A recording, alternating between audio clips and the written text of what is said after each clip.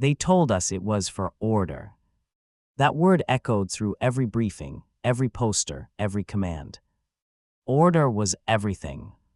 Without it, they said, the country would collapse again into hunger and chaos like before. When I first arrived at the camp, I didn't even know its name. Just a number and coordinates. The gates were tall and black, and the air smelled of smoke and disinfectant.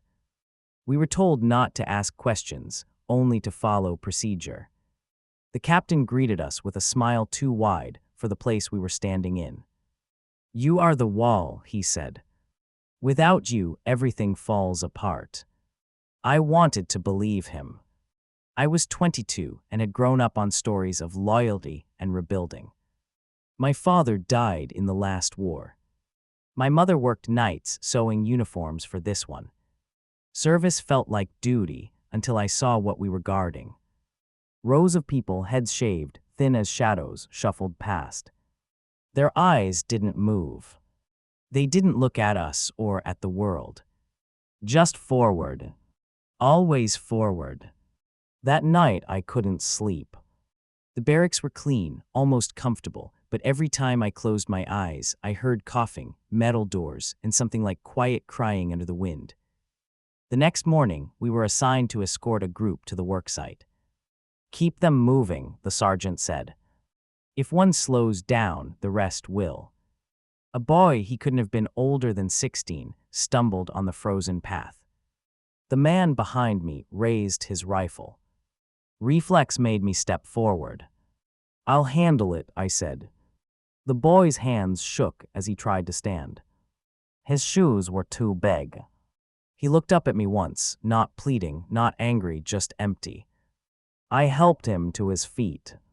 When I looked back, the sergeant's eyes were on me. He didn't say a word then, but later that night, a note waited on my bunk. "You are here to follow orders, not to think." The days blurred together, measured by the sound of boots on gravel and the whistle that marked every hour. I stopped keeping track of dates. There was no night, only routines. Wake up, assemble, escort, count, report, sleep. Repeat. Sometimes we were told the trains were relocations. Sometimes transfers. The words changed, but the faces didn't. I began to notice things others ignored. The way the guards joked louder near the gates, as if to drown out something. The way the smoke rose thickest after dark. The way the kitchen never smelled of food. Once during a morning roll call, an old man collapsed in the mud. The officer ordered him to stand. He couldn't. A single gunshot echoed through the yard. No one moved.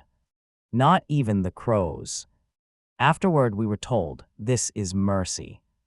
Weakness and dangers, everyone. I told myself I understood. But that night when I washed my hands, I could still feel the mud on them, even though I hadn't touched him. The sergeant, Klaus, noticed my silence. He called me into his quarters. "You don't talk much, Mueller," he said. His tone was casual, but his eyes were sharp. "You're not questioning the work, are you?"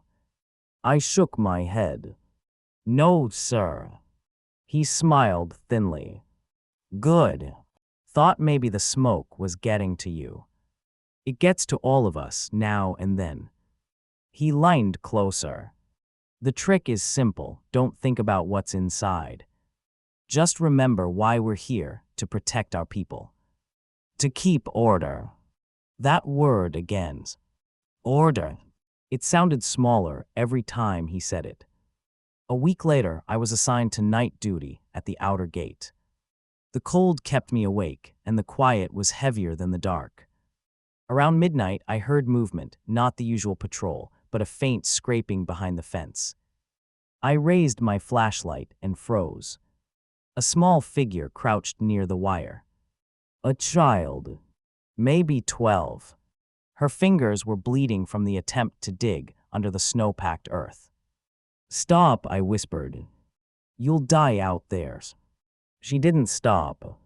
Behind me, footsteps approached. Klaus. "What's going on here?" I turned, heart pounding. Nothing. Just a rat. He grinned. Then shoot it. My hands trembled as I aimed into the dark. The girl's eyes met mine through the fence, wide, terrified, alive. I fired into the air. Klaus laughed and walked away, shaking his head. Still soft, Mueller. The front would have hardened you. When the sound faded, I turned back. The girl was gone. Only her small footprints remained, leading into the trees. For the first time since arriving, I smiled. Just a little. And for the first time, I truly felt afraid. The next morning, the yard was restless. Whispers spread faster than the wind. Someone had escaped during the night. A child. The officers were furious. Dogs were brought in. Every prisoner lined up, trembling in the frost. Klaus barked orders until his voice cracked. Someone helped her, he shouted. No one leaves this place alone. I stood there among the other guards, my stomach turning to stone. I wanted to disappear, to become one of the shadows pressed against the barracks wall. They searched everyone. Then they found it, a child's footprint near my post. Klaus stared at it, then at me. You were on duties. Yes, sir, I said. My voice barely carried. And you saw nothing. No, sir. He leaned in close enough for me to smell the coffee on his breath. If I find out you're lying, Mueller, you'll join them behind the wire. The investigation dragged on for days. They never found the girl. Or maybe they did, somewhere in the forest, far from this place. I never asked. I didn't want to know. After that, Klaus watched me more closely. My assignments changed, fewer nights alone, more guard shifts near the barracks. It was his way of reminding me that he saw everything. But something inside me had already broken loose. I started leaving bits of bread behind during the marches. A sip of water. A glance that said, I see you. Small things. Meaningless maybe. But to me, they were proof that I was still human. One night, as I checked the locks on the outer gate, I found a folded piece of paper wedged between the boards. No name, no handwriting I recognized. Just 3 words. She made it. I stared at it for a long time, the cold biting through my gloves. For the first time in months, I felt warmth in my chest, something dangerously close to hope. I hid the note under my mattress. I couldn't destroy it. It was the only good thing left in that place. But hope is loud in a place built on silence. The next week, Klaus ordered a surprise inspection of the barracks. I wasn't there when they found it. When I returned, my bunk was stripped bare. The paper was gone. That evening, Klaus approached me in the mess hall. Careless, he said quietly. You're lucky I was the one who found it. Anyone else and you'd be gone by morning. He smiled like a man giving a gift. I'll keep your little secret for now. But you owe me, Muellers. And I knew exactly what that meant. Klaus called it a favor. But favors in a place like this always came with a price.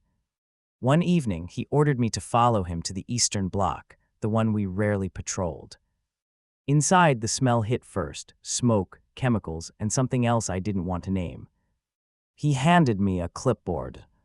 You're going to help with processing tonight, he said. Consider it. Repayment. Processing. I'd heard the word 100 times. I never asked what it meant. But when the doors opened and the people began to file past, slow and silent, I didn't need to ask anymore. My hands shook as I checked the names, pretending to read, pretending not to see the fear in their eyes. Just paper, Klaus said behind me. You're only doing paperwork. But paper burned, and so did memory. That night I sat awake on my bunk, staring at my hands. They looked clean, but they weren't. The faces wouldn't go away. I started writing everything down, the names, the dates, the things I saw but wasn't supposed to see. I hid the pages under a loose floorboard. Maybe one day someone would find them. Maybe someone would believe. Winter came hard. The bodies piled faster than the snow. Disease spread and even the guards grew thin. Klaus stopped joking. His eyes sank deep and the smell of liquor clung to him like smoke. One morning he stumbled into my post. "You think you're better than me, Mueller," he slurred. "You think I don't see it, that look in your eyes." He pressed his pistol to my chest. "You don't get to feel sorry for them. You're one of us. You chose this." I didn't move. I couldn't. For a moment, I thought he'd pull the trigger just to prove his point. But then he laughed a hollow sound and walked away. 2 weeks later, the Allies were closer. We heard the distant thunder of artillery for the first time. Orders came to burn everything: records, uniforms, evidence. The officers packed their things. I stayed behind a moment longer, just long enough to lift the floorboard and take out the pages. There wasn't time to keep them all. I tore out one, the list of names from that night, and hid it inside my coat. When the sirens sounded, I walked toward the gate. No one stopped me. The guards were gone. The towers empty. The wind carried only the crackle of flames and the faint, final screams of a dying empire. I walked until I couldn't see the smoke anymore. Until I could almost believe I was free. But freedom doesn't come easily to men like me. Every night when I close my eyes, I still see that girl's footprints in the snow. After the war, they called it Reconstruction. A word that sounded clean, new, almost hopeful. But I knew better. You can rebuild walls, not souls. I changed my name. Everyone did. There were too many questions, too many ghosts. The uniform disappeared into a river one night, heavy with stones. I thought maybe the current could carry the guilt away with it. It didn't. Years passed. I worked in a factory, then as a clerk. Ordinary jobs for an ordinary man. I never spoke of where I had been. People didn't ask. They didn't want to know. Germany wanted silence, and silence is something I had learned well. But at night, the dreams came. Faces I couldn't name. The sound of boots on frost. The girl's eyes behind the wire. Sometimes I woke with the smell of smoke in my lungs, the echo of a gunshot that had never left my ears. I tried to find redemption in small things. A piece of bread left for a hungry child. Helping strangers without asking why. But nothing balanced the scale. Nothing ever could. One winter morning, decades later, I saw a photograph in a newspaper, a museum exhibit. Survivors. Names written on the walls. I read everyone, line by line. Then I saw it, Hannah Mueller. The name struck me like lightning. Not mine, hers. The girl. Older now, smiling faintly in black and white. She had lived. Somehow. I took the train to the city where the exhibit stood. My hands trembled the whole way. I told myself I'd only look from afar. That she wouldn't remember me. But when I saw her gray hair, eyes still clear, she looked right at me, as if she had been waiting. For a long moment, neither of us spoke. Then she said softly, "You were the one who didn't shoot." I nodded. I wanted to say I was sorry, but the words felt too small. She reached out, her hand barely touching mine. "Then you already said it," she whispered. And just like that, she was gone again, walking away into the crowd, swallowed by the noise of life. I never saw her after that. But that night, for the first time in half a century, I slept without the weight on my chest. Not gone, never gone, but lighter somehow. History will remember the monsters. It should.